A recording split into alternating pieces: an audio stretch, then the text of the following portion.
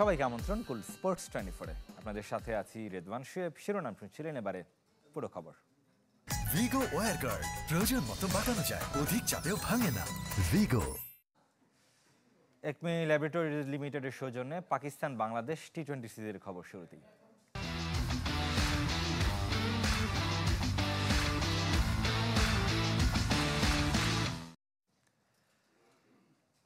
কাল পাকিস্তানে পূর্ণতা পাবে বাংলাদেশ দল। প্রথম অংশ গতকাল আর বাকি অংশ আজ রাতে পৌঁছাবে। পিএসএল খেলায় ব্যস্ত রিশাদ, মেহেদী মিরাজরাও যোগ দেবেন। মাঠের অনুশীলনও শুরু হবে সোমবার। এদিকে এই সিরিজকে ঘিরে পুরো লাহোর জুড়ে কড়া নিরাপত্তা ব্যবস্থা নেওয়া হয়েছে। লাহোর থেকে ইকরাম হোসেনের রিপোর্ট।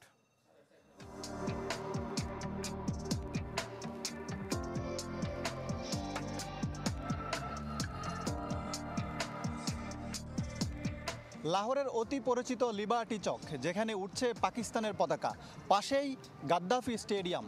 পিএসএল ফাইনাল ঘিরে গাদ্দাফি স্টেডিয়ামের সামনে নিরাপত্তার চাদরে ঢেকে ফেলা হয়েছে।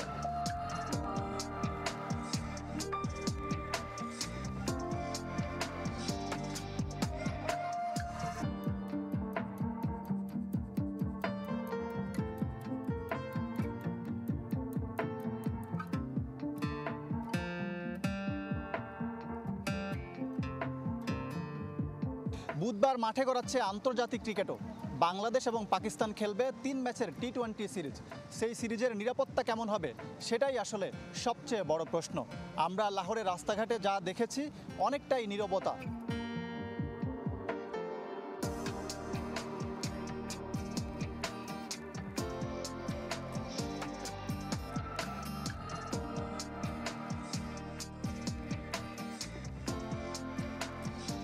সোম ও মঙ্গলবার দুদিন অনুশীলন করবে বাংলাদেশ এবং পাকিস্তান।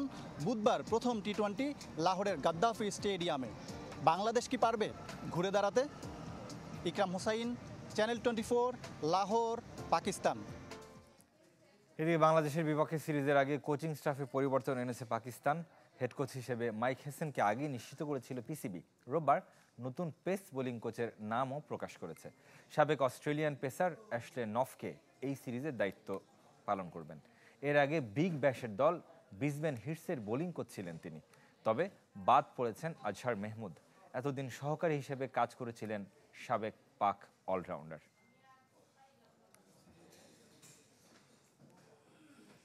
সেকেলে ঘরোয়া কাঠামো, যুগের সাথে তাল মেলাতে পারছে না লিগগুলো।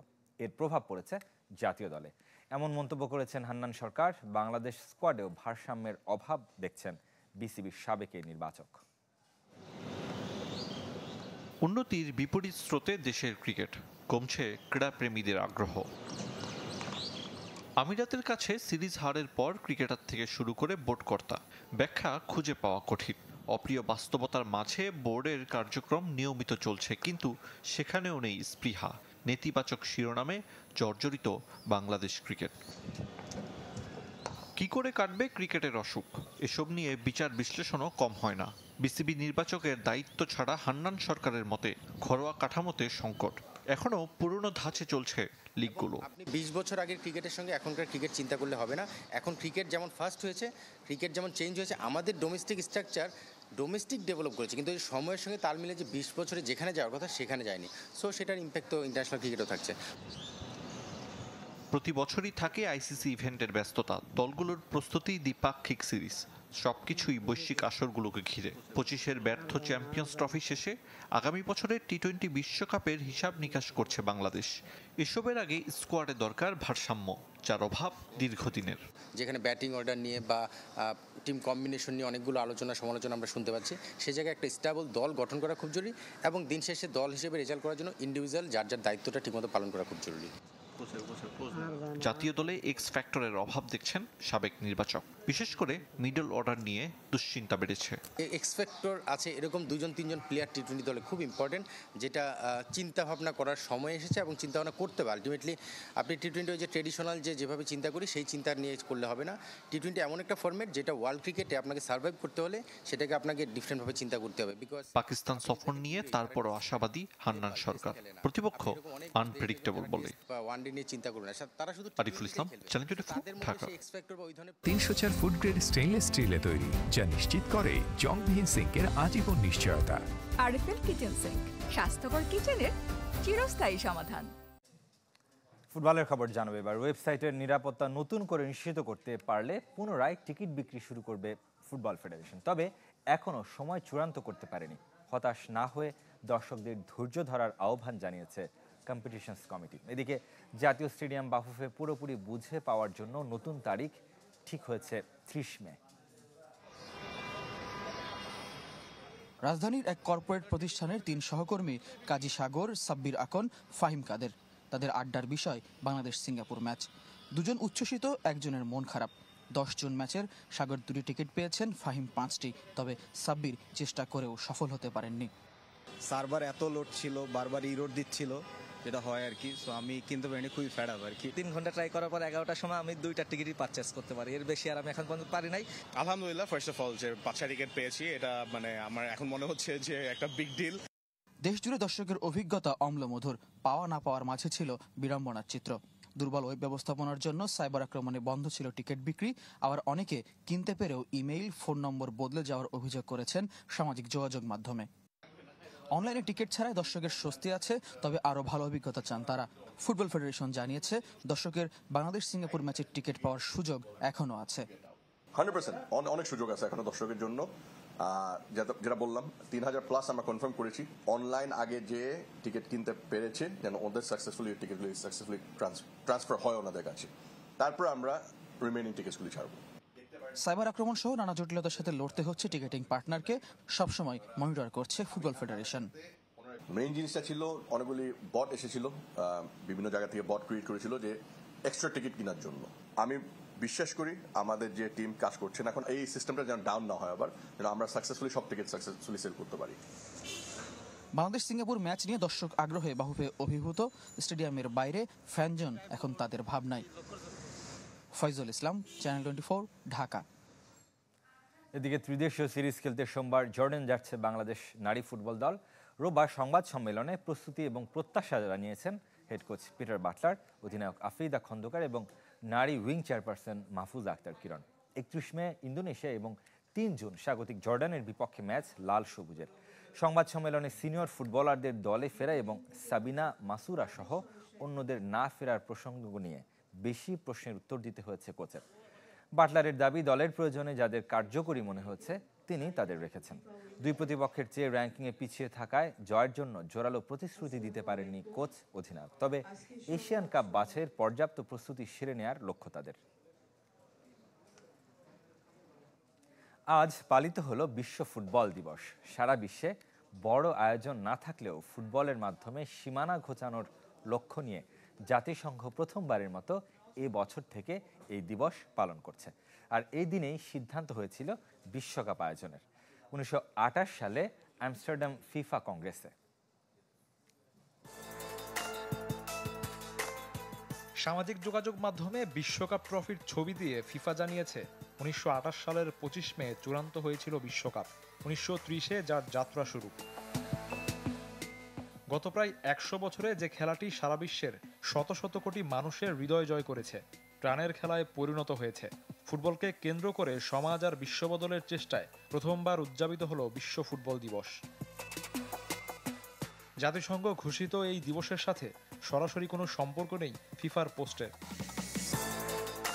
প্রথম ফুটবল টুর্নামেন্টের শতবর্ষপূর্তির বছর 2024-এ প্রথম বিশ্ব ফুটবল দিবস আয়োজনের সিদ্ধান্ত চূড়ান্ত করে জাতিসংঘ। এবার প্রতিপাদ্য ছিল ফুটবলের মাধ্যমে সীমান্তের বাধা দূর করার। ফিফা কিছু না বললেও ইউরোপিয়ান ফুটবল ইউনিয়ন উয়েফা সভাপতি অবশ্য বিশ্ব ফুটবল দিবসকে স্বাগত জানিয়েছেন। দিনটা শুধু ফুটবলের নয়, সারা বিশ্বে আন্দোলন হিসেবে উদযাপন করেছি। ফুটবল সার্বজনীন ভাষা, যেখানে শব্দের অভাব হয় সেখানে সেতু বন্ধন হিসেবে কাজ করে। তবে বিশ্বজুড়ে ফুটবল দিবস উদযাপনের খুব বেশি খবর মেলেনি। শাফিউদ্দিন শাওন, চ্যানেল 24। কুল স্পোর্টস 24-এ বিরতির সময় হলো একটা, সাথেই থাকবেন। শুরু হলো কোটি টাকার বডি বিল্ডিং এবং ফিটনেস চ্যাম্পিয়নশিপ। বাংলাদেশ ফিটনেস এবং বডি বিল্ডিং কমিউনিটি বাংলাদেশের ব্যবস্থাপনায় রোববার শুরু হয়েছে 3 দিনের আসর, যা কিনা দেশের সর্ববৃহৎ শরীর গঠন প্রতিযোগিতা। রোববার সংবাদ সম্মেলনে উপস্থিত ছিলেন ফেডারেশন এর সাধারণ সম্পাদক কামরুজ্জামান। আসরে সেনাবাহিনী, বিজিবি, আনসার সহ 4 শতাধিক ক্লাব ও সংস্থা এবং বিশ্ববিদ্যালয়ের 1,500 বডি বিল্ডার 4 বিভাগের 13টি ইভেন্টে অংশ নেবেন। বডি বিল্ডিং বিভাগের সেরা শরীর গঠনবিদ পাবেন ওভারঅল চ্যাম্পিয়নের খেতাব। বডি বিল্ডিং এবং ফিটনেসের আয়োজনের সঙ্গে থাকছে ফ্যাশন শো, লাইভ মিউজিক এবং ফিটনেস এক্সপো। প্রতিযোগিতায় সেরা বডি বিল্ডারদের জন্য থাকছে একটি brand new 1500 CC private car এবং মোটর বাইক। ফিরে এলাম কুল স্পোর্টস 24-এ। আজ পিসিএল এর ফাইনাল, মুখোমুখি লাহোর কালান্দার্স এবং কোয়েটা গ্ল্যাডিয়েটর্স। টস জিতে ব্যাট করার সিদ্ধান্ত নিয়েছে কোয়েটার, তবে লাহোরের একাদশে সুযোগ পাননি সাকিব আল হাসান এবং মেহেদী হাসান মিরাজ। একমাত্র বাংলাদেশি হিসেবে খেলছেন রিশাদ হোসেন। 4 বছরের তৃতীয় ফাইনাল খেলার অপেক্ষায় শাহিন শাহ আফ্রিদির দল। সমান 4 বার করে শ্রেষ্ঠত্বের মঞ্চে দুদল। আগের 20 দেখায় 10-6 লাহোরের, 9টি জিতেছে কোয়েটা। দারুণ ফর্মে আছেন রিশাদ, 6 ম্যাচে তার শিকার 12 উইকেট। ব্যাট হাতেও নাইম, ফখর জামানরা আলো ছড়াচ্ছেন।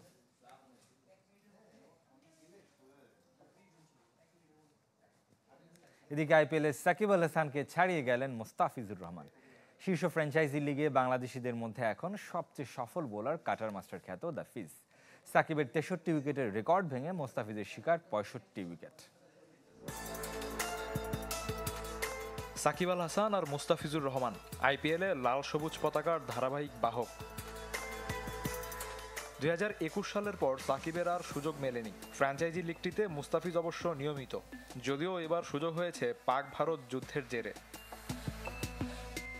সেই সুযোগে খালি মাঠে সাকিবকে টপকালেন দ্য ফিজ। বোলিংয়ে দীর্ঘদিনের সতীর্থকে ছাড়িয়ে বাংলাদেশিদের মধ্যে শীর্ষে কাটার মাস্টার।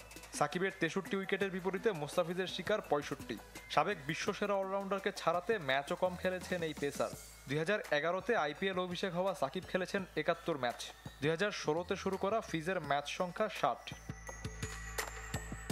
সাকিব 9 বারের মধ্যে 7 বার খেলেছেন কলকাতায়, বাকি 2 বার সানরাইজার্সে।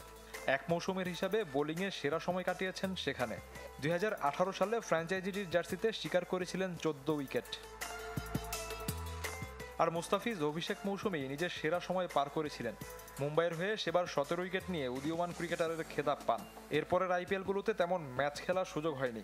2021 সালে অবশ্য 14 ম্যাচ খেলেছেন, তবে প্রথমকে ছাড়াতে পারেননি। গেল 9 বছরে 5টি দলে খেলেছেন মুস্তাফিজ। এর মধ্যে 3 মৌসুম খেলেছেন দিল্লি ক্যাপিটালসের হয়ে, এবারও খেলেছেন দিল্লিতে। মাঠে নেমেছেন মাত্র 3 ম্যাচ, শিকার করেছেন 4 উইকেট। তাতেই বাংলাদেশিদের মধ্যে সেরা বোলার বনে গেছেন। আগামী কয়েক মৌসুমে বাংলাদেশিদের মধ্যে মুস্তাফিজকে কেউ টপকাতে পারবে না, তা অনেকটাই নিশ্চিত। শফিউদ্দিন শাওন, চ্যানেল 24। এরই সাথে শেষ করব কুল স্পোর্টস 24। খেলার সব আপডেট ও রিপোর্টগুলো দেখতে ভিজিট করুন facebook.com/sports24team এই পেজে। ধন্যবাদ সাথে থাকার জন্য।